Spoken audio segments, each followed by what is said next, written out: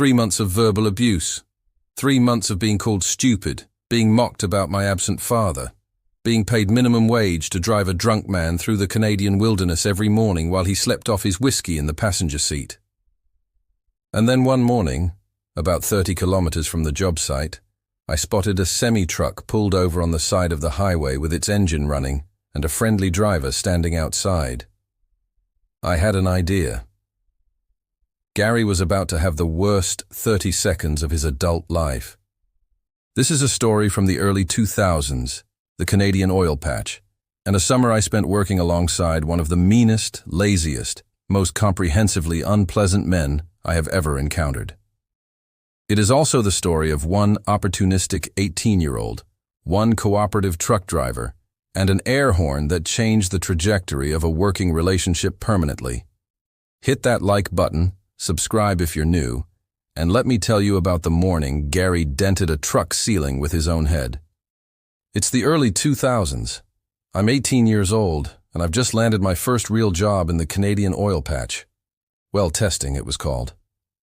You hook up a closed pressure tank and a flare stack to new oil and gas wells, flow them, and gather data. Hard physical work during setup and teardown, and then mostly recording gauges and entering data into a computer for the rest of the shift. The pay was $20 an hour with no experience or education required, at a time when minimum wage was under $6. For an 18-year-old with nothing on his resume, this was extraordinary. The catch, as there always is one, was Gary. Oil patch work runs on 2-man crews for 12-hour shifts, or 4-man crews around the clock.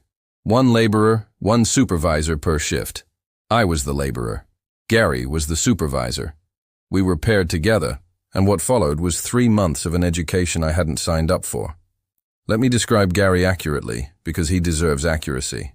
He was in his mid-50s, overweight, noticeably shorter than me. I'm about 6'1", which I mention not to be unkind, but because it becomes relevant to understanding the particular energy he directed at me. He contributed to the physical work only when something genuinely required 2 people, like moving 250-pound pipes. The rest of his working hours were spent in the site trailer, watching DVDs, napping, and typing a few lines of data into a computer roughly once an hour. He also drank. Every night, without exception, in whatever small-town bar or restaurant was available to us. We always worked far out in the country, and I often had to eat dinner with him in these places. He could actually be tolerable when he'd had a couple, almost personable, occasionally even funny, but the drinking never stopped at personable. And every morning he was paying the tax on the previous night, which meant that it quickly became my unofficial job to drive us to work in his truck. This arrangement had financial implications worth noting. Gary collected a kilometer allowance, $1 to $1.10 per kilometer. For every kilometer, his truck traveled to and from job sites. We drove between 100 and 350 kilometers a day, every day, for weeks at a stretch. I collected minimum wage for travel time. He slept like a man who had made peace with his choices. Gary had a sense of humor. I use the term loosely. His preferred material was me. The specific content varied, but the consistent theme was that I was stupid, and this stupidity was both amusing and appropriate. When he discovered I didn't know how to use a power drill, he asked, in what I can only describe as a tone of genuine theatrical disappointment, whether my father hadn't taught me anything. I made the mistake of mentioning that my father had only been in my life for a handful of years. The next time I made an error on the job, Gary referenced my father's departure as the obvious explanation. I called him out on it. He told me I couldn't take a joke. If you have encountered this particular human being in any of his many forms, you know exactly how that conversation went and how many times it repeated itself over the following weeks. I am not, by nature, a reactive person. I've dealt with enough bullying over the years that my default response is to go quiet and wait. I needed the job. I kept my head down. But 3 months is a long time to keep your head down, and there are limits to what silence can absorb before something starts to build pressure. The breaking point came over dinner. We were out of town on a job. I raised what I thought was a reasonable observation. Gary slept for most of the drive. I did the actual driving. He collected the kilometer allowance. Perhaps he might consider directing some portion of that allowance my way in recognition of the actual labor involved. He did not consider this reasonable.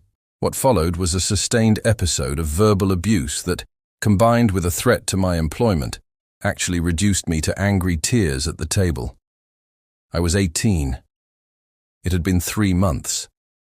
The cumulative effect of that much sustained contempt from someone you're trapped with in the middle of nowhere lands differently than a single incident would. I went to bed that night, resolved to, at minimum, get transferred to a different crew. I'd been making notes, documenting things, laying groundwork for a conversation with the company. I was going to get out. But something else happened the next morning, something better. Gary was in his customary travel state, horizontal, unconscious, somewhere between heavily asleep and technically comatose. The whiskey had put him down, and the road was keeping him there. I was driving, as usual, through the flat Canadian landscape toward the job site. About 30 kilometers from our destination, I spotted a semi-truck pulled over in a highway pullout. A big Peterbilt, engine running. Driver standing outside his rig. I want to be precise about what happened next in my brain, because it wasn't a slow deliberation. It was immediate, complete, and fully formed. The plan arrived whole. I pulled over. Gary didn't stir. He never stirred for anything short of direct physical intervention. I got out, walked over to the trucker, and explained what I needed. He was a friendly man. He listened. He agreed with the enthusiasm of someone who has been driving a lonely highway and has just been offered something genuinely interesting to do. He got back in his rig. I got back in Gary's truck, and I maneuvered us into position, nearly bumper to bumper, facing the Peterbilt head-on, close enough that when the lights came on they would fill every window. I gave the signal. The trucker committed. His headlights came on full. His air horn, the full, magnificent blast of a loaded semi-truck's air horn at close range, split the morning with a sound that I can only describe as the voice of consequence. I did my part. I leaned on Gary's horn. I screamed. I filled my lungs and deployed every ounce of panic I could manufacture, which required almost no acting given the general direction of my feelings toward Gary at that moment. "Fuck! We're gonna die!" The cacophony lasted less than a minute. In terms of acoustic density per second, it was one of the great achievements of my young life. Gary came out of sleep like a man launched from a cannon. He hit the ceiling. I mean this literally. He went upward with enough force to make contact with the roof of the cab. The sound he made was not a word. It was something older than language. The sound a human being makes when their nervous system receives information it was not remotely prepared for. I will not dwell on the specifics of what happened in Gary's trousers in that moment. He described it himself, in the process of threatening my life, so I feel no need to editorialize. Let's say that the shock was comprehensive and leave it there. I reversed. I gave the trucker a wave. I pulled back onto the highway and drove toward the job site. Gary spent the next 20 kilometers cycling through rage, death threats, and the physiological aftermath of what had just happened to him. He also mentioned, with some heat, that he had dangerously high blood pressure and that I could have given him a stroke. I want to be honest here. At 18, I genuinely did not know what a stroke was. I went to paramedic school about 4 years later, at which point I did understand the medical validity of his concern and arrived at the conclusion that he was probably right. At the time, his warning landed about as heavily as most of Gary's statements, somewhere between background noise and light entertainment. I told him he should probably calm down. He kept making threats that his apoplexy prevented him from completing properly. I kept laughing. There is a specific kind of laughter that arrives after 3 months of stored-up tension finds its release all at once, and it is not a dignified laugh. I was a hyena. Every incomplete threat he issued made it worse. Every time he'd get close to forming a coherent sentence, the image of him hitting the ceiling would cycle back through my mind, and I'd lose it again. I even asked him if that was his normal shade of red. He arrived at the job site, ordered me out of the truck, told me I was fired, and went to call the company owner. I smoked cigarettes and had intermittent chuckles for the 4 hours it took for things to be sorted out. The company owner, who was also the general manager of a business with about 100 employees, drove out personally to handle the situation. Gary had presented a version of events that he described as attempted murder. He apparently wanted the police involved. On the drive back to the city, I told the owner my version, the full 3 months of it, the kilometer allowance while I drove, the jokes about my father, the dinner, the tears. He had a good laugh about the prank itself. He was, by all accounts, a decent man who understood the difference between a scared 18-year-old finding an outlet and actual malicious intent. Gary kept his job because Gary was a supervisor with experience. I kept my job because the owner was fair. I was moved to a different crew. I worked for that company until I went back to school. I apparently acquired some degree of legend status among the other employees, which was not unwelcome. Gary and I never worked together again. Here is what I think about when I remember that morning. Gary had spent 3 months operating on the assumption that I was a target, that my youth and my inexperience and my lack of confidence made me someone who would absorb whatever he directed at me indefinitely.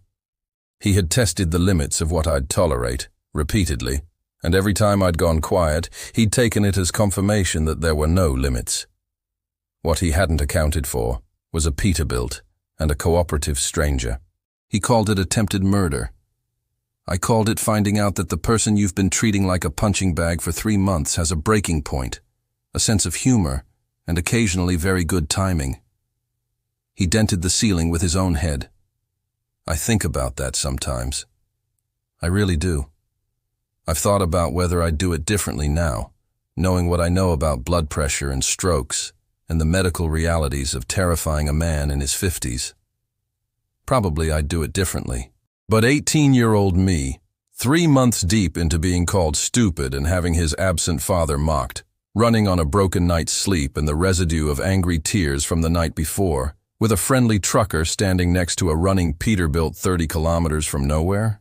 That kid made the only decision available to him at the time, and Gary stopped sleeping in the truck after that. So in a way, it was a safety improvement.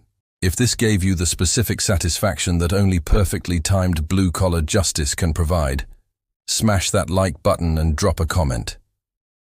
What's the most creative way you've ever found to tell a workplace bully that enough was enough? I want every story. And if you want more tales from the places where patience runs out in spectacular fashion, subscribe. New story every week. See you in the next one.